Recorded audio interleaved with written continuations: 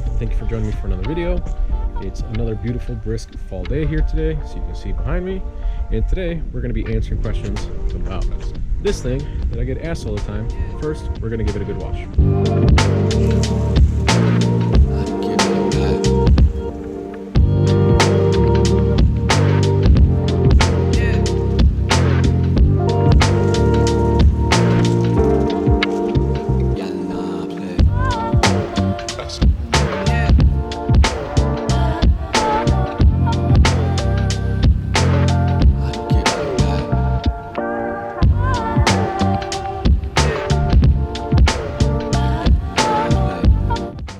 We got the car cleaned up after a quick wash, and today I want to address a lot of the questions, maybe most of the questions that all of you have about the setup on the car. I get questions all the time about people that are curious about what I've done to the car, what is worth doing to their car. So I want to go over all of that today, tell you what I think is money well spent, what I think is really not necessary or even a bad buy, and walk you through the car. We'll start from the inside, work our way out. And I also wanted to thank all of you so much for such positive feedback on the videos as of late. The views have really exceeded my expectations, so thank you so much for that. I noticed that there's a lot of views on the videos, but not that many subscribers yet. So if you could please subscribe to the channel, it would really help get this where I would like it to be. And I also know that there's been some issues with audio. Trust me, I'm really working on that. I'm actually picking up a new camera, and I just picked up a wind slayer, so hopefully the next video after this one, all of that will be solved. I'm really working towards making the experience as good as possible for you guys, the viewers that make this possible. So thank you so much, and let's get started. All right, so let's start with the interior of the car. First off, I've got a custom-made set of EP3 seats. I made the brackets myself, and I stitched the feet, the bottom brackets of the GD3 with the uppers of the EP3 so you can still retain the factory plastics. I really like these seats. They're a little bit bolstered, but not too much so that they're uncomfortable for everyday use. They're not exactly as bolstered as you would want for track use, but it's been a huge improvement in comfort. Speaking of comfort, we've got the dead pedal right there. I won't drive a manual GD3 without one. Also got a set of WeatherTech mats. I love these for the winter and the wet months, but I'll actually be getting rid of them to go onto another car very soon. You'll see that coming up. The other thing I don't like about these cars is the steering wheel reach. Since they don't have a telescoping steering wheel, the steering wheel only goes up and down, not in or out. What I've done is use a full-length Works Bell hub with a full-length NRG quick release and a mid-deep steering wheel. Of course, using the Seps Garage cruise control bracket to keep all of the creature comforts in this thing. We've gone ahead and also done the wink mirror, just because even though these cars are tiny, they do have a lot of blind spots, and the wink mirror actually really helps on track. I've done it with the brackets, which also allow for full use of the visor. This is a cool feature. Most of the time when you do these, you don't get to use the visor. Moving on to audio, I've got an Atoto S8 premium head unit. I used to do car audio back in the day and was never one for the off-brand stuff, but this unit has actually really impressed me. It's got a really good bit of features and usability to it. It hooks up to my dash cam that's up there and the backup cam that I've installed on the car, and it all works flawlessly. The Android Auto does get a little glitchy sometimes, so does the Maps feature, but other than that, it's really good for the money, and I would definitely suggest picking one up if you're looking for an audio unit. That is put in there with the Metra kit, both the dash kit and their harness, and all of that stuff is pretty good. The color match is not too bad on the dash either, so that helps out. I've got a hybrid racing short throw shifter with the 130R knob. I really like this shift knob. The shifter itself is very notchy, so this gives really good feedback on shifting, and I think is one of the best mods for any manual fit. I would say that this, a clutch tail valve delete, and a dead pedal are must-dos, along with a rear sway bar from Progress Tech. Other notable mentions in here are the JDM center console. I've actually worn the armrest quite a bit. It does slide, which is kind of cool, and it also offers a little bit of extra storage in there. It's got the cup holders with the divider right in here, and you know I have to get the ejectocito for the 12-volt outlet in there. That about covers the inside of the car, other than one of my favorite things, actually, is I have a full audio setup in this. I've got Alpan Type S 6.5-inch speakers, and I've also got this guy, which I really enjoy, is having a fully functional trunk.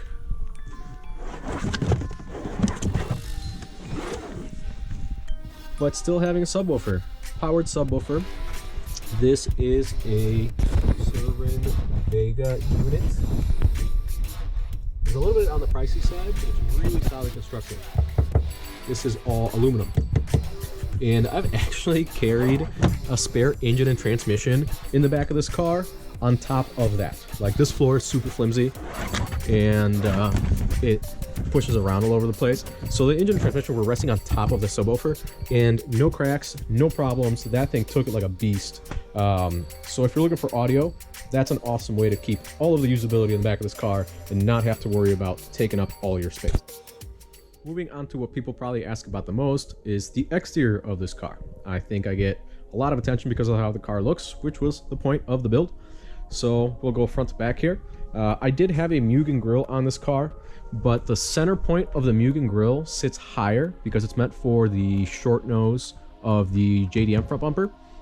So it was actually rubbing on the hood, and it messed up the paint on the hood, or I'd have to run with a really big hood gap. This thing would be like half an inch, and it kind of looked atrocious. I did blow up the front bumper the last time I was at Gingerman for Honda Meet, so I decided to just replace the whole front bumper with a USDM front grille, and they got a cheap eBay crappy red emblem for now to at least do something to spice it up. But I will be installing a Jace Racing grill soon. I'm hoping to get that order in before the end of the year. And then it's got the full lip kit from the Sport, because this is a Sport model. I have gone with the yellow 8th gen fog lights. They do bolt in with some modification. I can make that a separate video if it's something you guys want to see how it's done. It's got the Depot black housing headlights. For the money, these are actually pretty good headlights. I want to pick up another set and retrofit them, just because I don't really know what bulbs this thing has, but the light output isn't awesome. It scatters all over the place. I don't know if it's because it's an aftermarket HID or LED or whatever's in it. I have not looked, but driving this car at night is not great, so I would love doing a retrofit. So that might be on the horizon. The hood. I get so many questions about this hood. A little bit of a story. This hood used to be on Chris Sullivan's K-swapped Honda Fit that then got sold, traded hand a couple of times, and one of the owners ended up selling this hood to me. So this hood has been around for a long time, and that car was one of the aspirations that I had into really wanting to get a Honda Fit. It's a old Cybon hood. It's really thin in some sections, to the point where you can actually see light through it. It's been re-cleared a couple times, and some spots aren't amazing. I do need to put some mesh back in it because it doesn't have any currently, and I also don't like letting the car sit outside because the VTEC solenoid is right there, and a lot of times water will get into this plug, and then the car will have a check engine light, and it won't rev past 4,000 RPM. So a little small project I'm thinking about doing is making a little metal cover to go in here to get water away from that plug, because it's one of the main reasons why I don't like letting this car sit outside. I've also got the Rogue 7 Scoop. That is more of a showpiece than really anything performance. The hood definitely does let a lot of the heat out of the engine bay. The Scoop, I think, more than anything, would allow a little bit of cold air to kind of come in and then out through the bottom more than anything, but I really don't think it's anything all that grand. It's mostly just for looks. I've got a set of Koenig Hexaform 15x8 plus 25 front wheels with a 205 50 15 Falcon RT660. I do have a very, very aggressive alignment on this car. I don't know if it'll kind of show on camera, but it's got 4 degrees of negative camber with like 6 or 6.5 degrees of caster. We'll talk about the suspension in a little bit, but it's a really aggressive setup to fit these. The front fenders are rolled and very slightly pulled, so there's no poke, even though it's a very aggressive wheel setup for the front. It's actually meant for a Miata. It's got the Johnny Tran vinyl setup. This was half done with a really cheap, crappy eBay kit, which was a huge pain to work with. And then I ended up doing the rest of it with Corey, Mr. Lazy Rocket, that actually helps me do a lot of my vinyl, like the rear bumper here. So he really helped me dial this in and get it to look the way I wanted it to look. The rear is a Koenig Helium, and it's a very weak spec. It's a 15 by 6.5 plus 40 offset. I do usually run anywhere from like a 5 to a 10 mil spacer on this to try to get it to poke out a little bit more. And I did roll the rear arches quite a bit. I had some body work done on the car prior to doing all of the vinyl. So both the rear quarters got repainted, part of the roof got repainted, had a little bit of rust repair done on it. But I could fit a lot of rubber in here now because these are folded flat.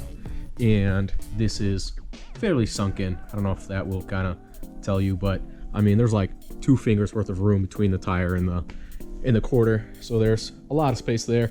I just really like the way that the split between the 6-spoke and the 8-spoke look. I've also got the JDM clear and red taillights. These are a great, awesome little swap. All the wiring from the factory work. You just have to extend one cable for the passenger side, and then you've got all LED tails.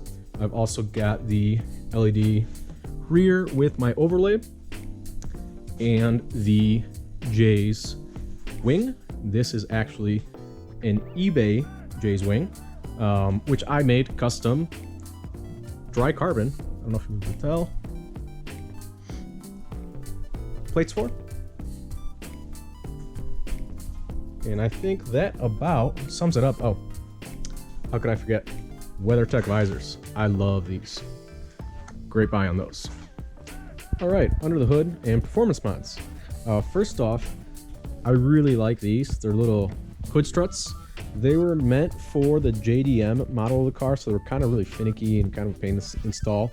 But I really like these because you don't have to fiddle around with the hood prop and like worry about any of that when it's windy out, and it's very solid, even with how light the carbon hood is.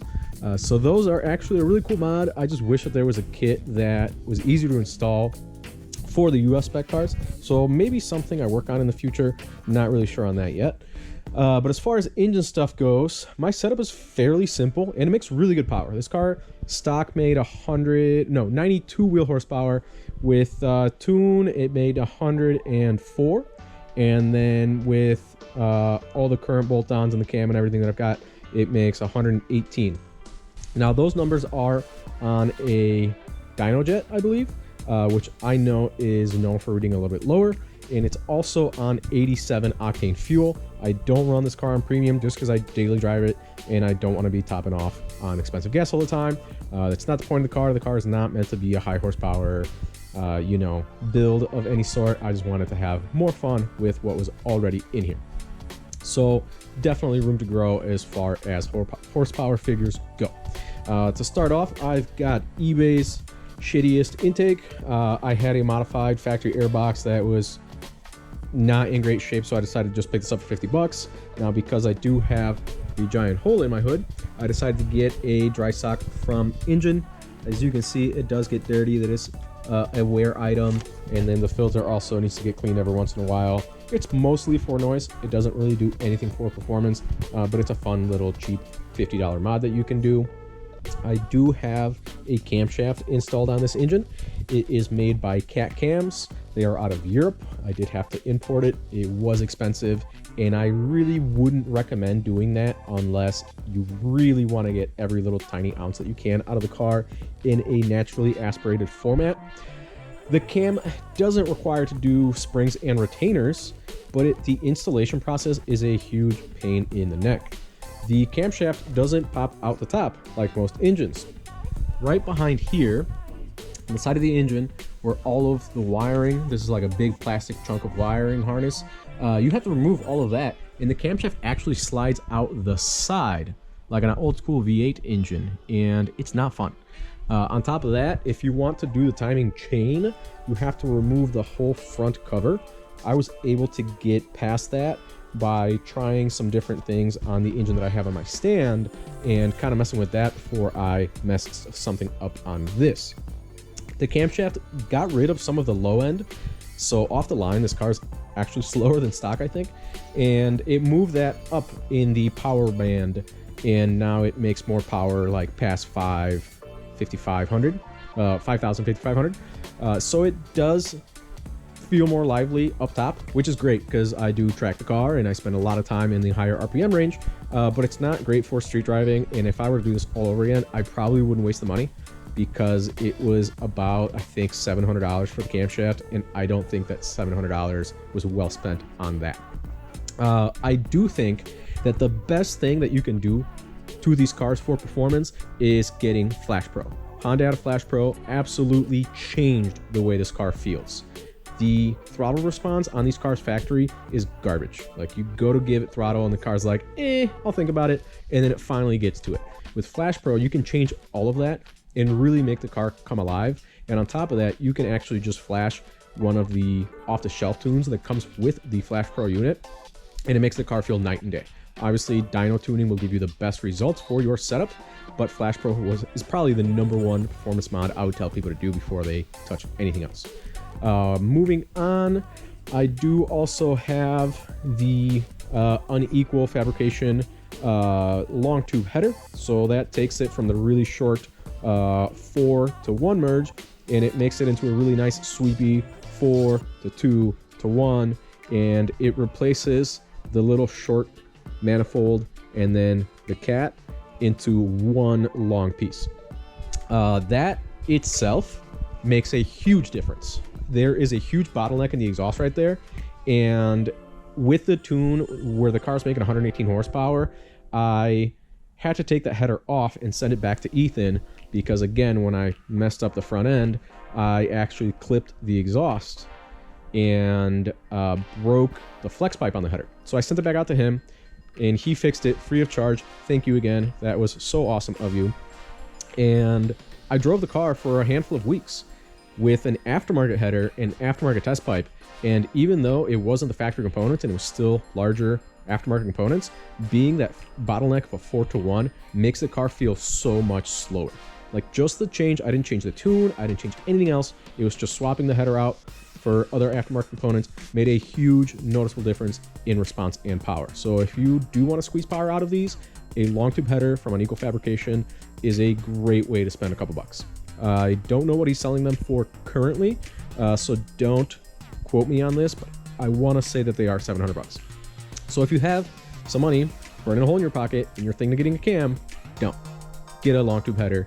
You'll be much happier with that. From there, it's got a old school Megan Racing 60 millimeter mid pipe, long discontinued. This car has been around for a long time, and the guy that had it previous to me, my buddy Danny, had tweaked the car for a long time, and I helped him install a lot of these parts.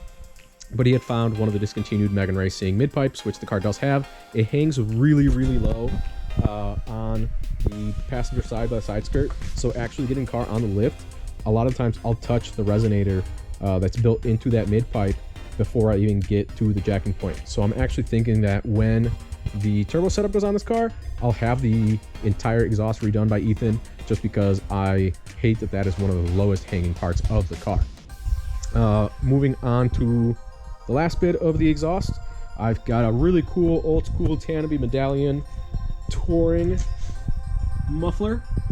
I like it a lot. It is pretty heavy, but it does do a lot to make the tone and the volume of the car what I want it to be.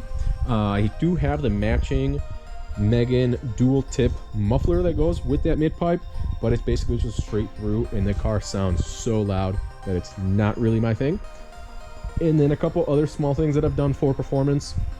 It is obviously always keeping up with valve lash. I actually do an adjustment once a year as part of my pre-track event prep for the beginning of the season. And then I run the Denso IK22s. I believe the part number for those are 5310. And those are a cheap, great upgrade for a little bit better spark on these cars. These cars are prone to detonation, so having better ignition really does help. I noticed I forgot to talk about transmission and drivetrain related mods in that last clip, so we'll go over those real quick, along with the hybrid racing shifter and shift knob on the inside. I've also got some solid shifter bushings in this car. They are some cheapy eBays. I don't really like them. They do not feel great sometimes, so the hybrid racing bushings that have the little ball that allows you to swivel would probably make this feel a lot better. I've installed those on a couple of other fits, including Dylan's white 2nd gen, which I will be featuring on the channel soon. And it just makes it feel so much better, so much smoother. My shifter's really notchy, almost too much so that will probably be getting changed here pretty soon. I also have to do motor mounts on this. This has the original motor mounts that have been getting super beat for however many years and like 165,000 miles. And currently the engine actually moves so much that the strut tower bar here will sometimes contact the type of throttle body. And that is something else I forgot to mention that I had changed on the engine. Is this is actually an R18 throttle body from a base model non-K series 8th gen Civic. It's a bolt-on piece that goes straight into the factory manifold. You don't have to bore the manifold out or anything, but it's a larger blade on the throttle body itself. I did do measurements a while back, and I believe it's like 6mm or something larger. I'll have to go back and dig that out. Maybe I'll put it right in here if I can find that information. And then I did take this transmission apart. This is a spare transmission that I had bought and I built and put together myself. It's got every bearing and seal brand new from Honda, and I also installed a lightweight flywheel and upgraded clutch. This is a Clutch Masters FX 250, and they have a proprietary flywheel which allows for a larger clutch disc. The clutch disc on these things are laughably small, like smaller than your hand. They're tiny things. I think they're 180 millimeters, which is puny. They don't handle power very well. So I did an upgraded clutch disc. They actually bump it up to the D series 212 millimeter and use a proprietary disc that is actually made by Exetti that has the splines for the L series transmission. And this clutch is really chattery, and you have to rev it really high to get it to be smooth, which I don't really like. It takes away from the car being a fun street car and kind of puts it a little bit more into that realm of race car, which is not my want for this vehicle. If I were to do it again, I wouldn't go with a 250. I'd probably go down to a 200 or lower than that, because I know that the larger disc will be plenty for the power goals that I have for this car. I just wanted something that could take abuse, because I know I will be abusing the car, but I kind of regret that I've gone with 250 just because it's the pedal itself is pretty stiff, and the chatter and engagement point is like an on-off switch. Not very cool. I do also have an aftermarket LSD in this transmission. It's an M factory. They don't stock those in North America. I actually had to, again, import that from Europe. The install was fairly straightforward. Again, everything in the transmission is new, and I've only had it on for, I don't know, half of this year or so. I think it's been about 6 months and maybe 5,000 miles, and I'm noticing that the diff isn't disengaging. Like, the front wheels are kind of locked as I'm backing out of parking spaces. I haven't pulled transmission fluid yet to see what's going on, but I have been having issues with the diff already. Now, this is a gear diff. It's not a clutch style diff. It's a helical diff. So it shouldn't have problems locking and unlocking, but I have been having them for whatever reason. So that's something I'm gonna have to look into and see what's going on. Not a fan of that. I really don't want to have to pull the transmission back out. But if I have to, I guess I will, because I'd rather not destroy all the new components that I've put on it. This is another thing I get a bunch of questions about all the time. Brakes. I've done what I would call overkill on this car. I've got the ITR Mini Cooper front caliper rotor combo. I usually run a power stop pad, either Z26 for the street or a track day for track days. But the track days, even though they're really cheap, weren't cutting it for some of the higher braking tracks that I do, like Blackhawk. So I actually went to Besto's ST43, I believe they are, and they are much better. I was going through a set of the track pads pretty much once or twice a year, and it was like once every 4 events or so, and it started to add up. So I bought some better pads, and that did the trick. Now, since I do also have a rear disc setup on this car, which I don't recommend that you do, I think it's money wasted. We'll go into that in a second. But because I do have front and rear disc, I did have to upgrade the master cylinder to a 1-inch so that the pedal feel isn't squishy and terrible. Now, when doing that, these cars use a bubble flare, which a lot of the older Japanese cars don't. They use an inverted flare. So I had to remove the brake lines that go along the firewall to the ABS pump and reflare them, which sucked. So again, don't do your disc, you won't have that problem. But here is why I think rear disc is a waste of time and money. So I've got the rear disc set up. They are Scarebird brackets, which clock them a little bit of an angle instead of being, I like the 3 o'clock position. They're more of, 1:30, 2 o'clock-ish, which creates a lot of issues. Having that little bit of angle to them makes it so that the parking brakes don't connect properly. They sell proprietary hardware for it. You still have to mess around with the cables, and it's not great. Like I've spent a lot of time trying to get these parking brake cables to not hang and be hot garbage, and this side not too bad, but this side, I don't know if you can see it there, that shiny bit by the muffler, it's so low, and it's not great. I really don't like it. I've talked to a lot of people that have rear disc on these cars, and unless it's the OEM rear disc, they hang up and they make whale noises like Dory and Finding Nemo when you're backing up, and it's just not a fun time. And they really don't need them. These cars don't need it. If you want better brakes, do good pads, good fluid. If you really want to do something with the rear, they do make aftermarket shoes for the factory drums. And honestly, like, this is such a pain that I'm actually thinking about maybe going back to factory drums, just because I hate dealing with all this. And the more aftermarket crap you put on your car, the more problems you're going to have. And this is a very good interpretation of that, or display of that, because these have given me nothing but problems, and I don't like them. For suspension, I have once again gone too far.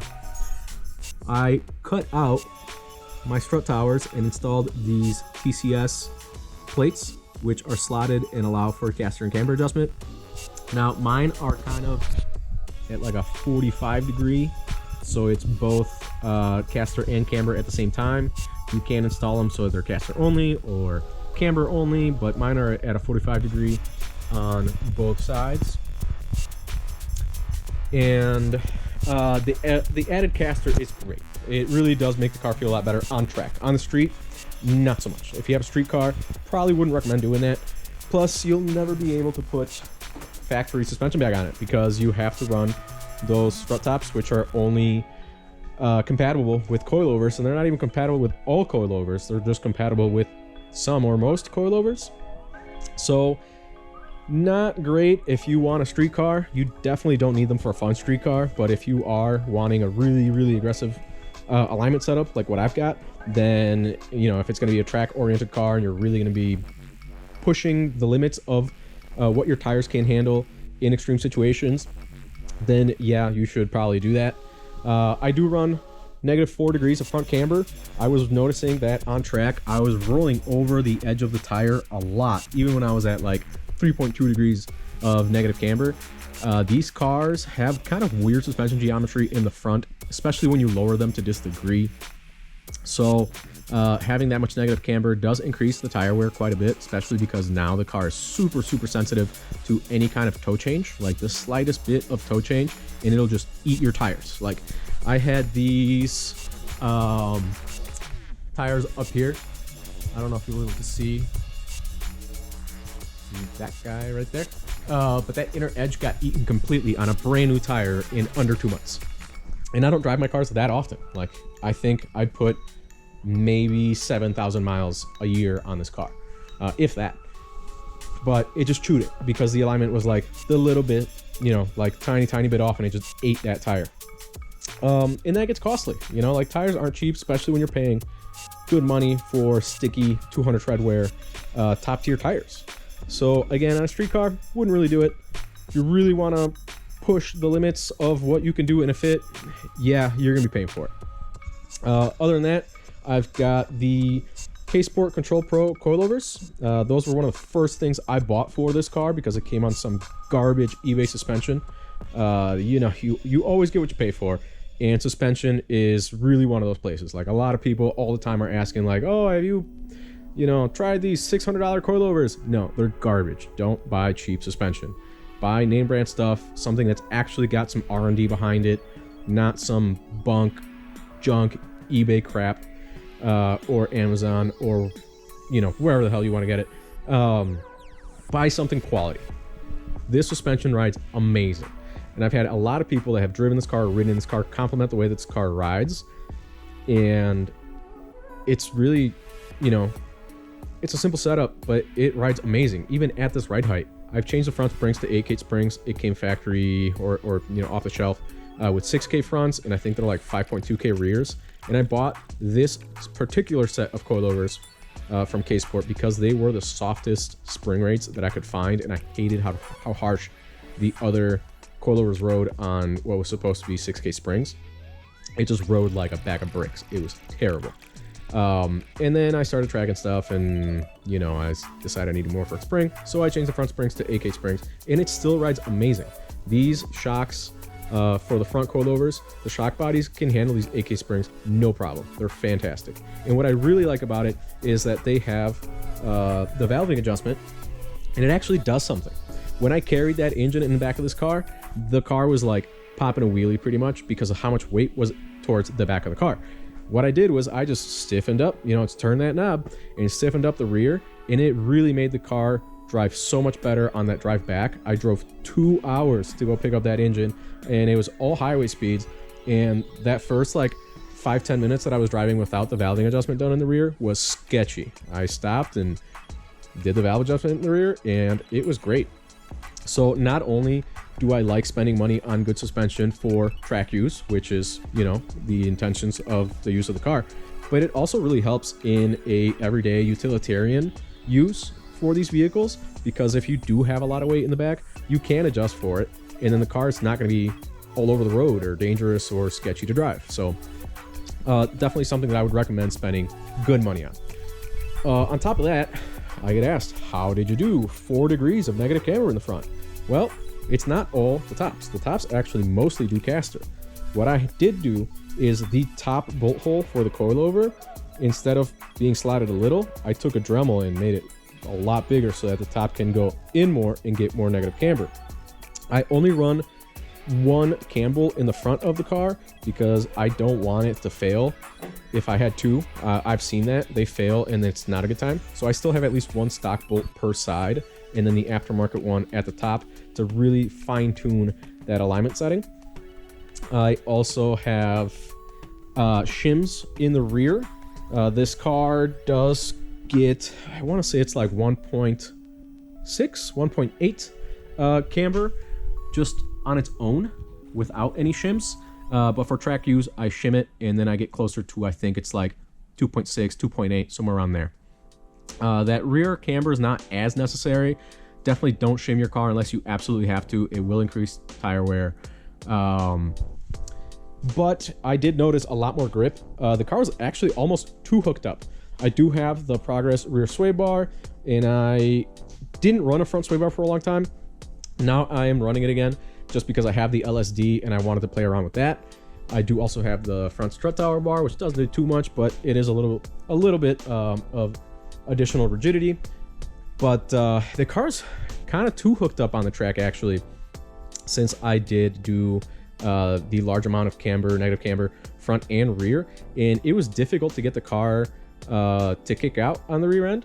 I was running AO52s in the rear and RT660s in the front, So I kind of want to play around with running the RT660s in the front with a less grippy tire in the rear, like a RT615. I think that that would really give the car the best amount of mechanical grip through the suspension settings as it could, while giving the rear tire just a little bit less grip due to the rubber compound, and getting the car to be a little bit playful, which would be really fun on track.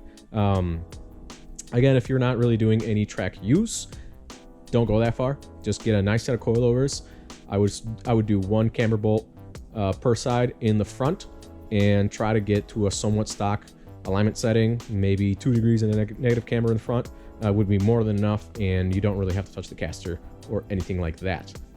And that about sums up everything that's done to this car. I hope I didn't talk too quickly or bore too many of you. I know I get a lot of questions about doing detailed walkthroughs on what is on the car. If there's anything that you want more information on, feel free to comment. I'll get back to all of you.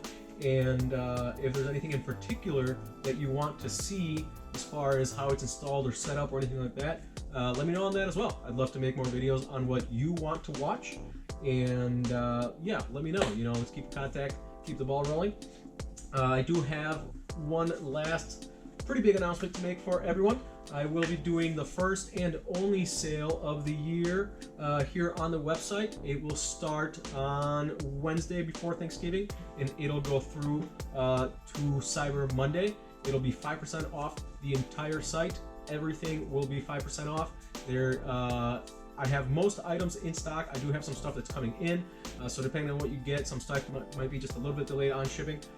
The merch is the only thing that I have very limited stock on, so if you do want that, jump on that right away, because I don't know that I'll be making more of that particular design anytime soon. I do have some other designs that I'm working on, but everything else, I've been accumulating a bunch of stock so I can ship it out in a timely manner. Everything else should ship, whatever I don't have in stock will probably be 2-3 weeks out. So yeah, that'll be coming up, and you heard it here first. Once again, thank you so much for joining me, and I look forward to seeing you on the next one.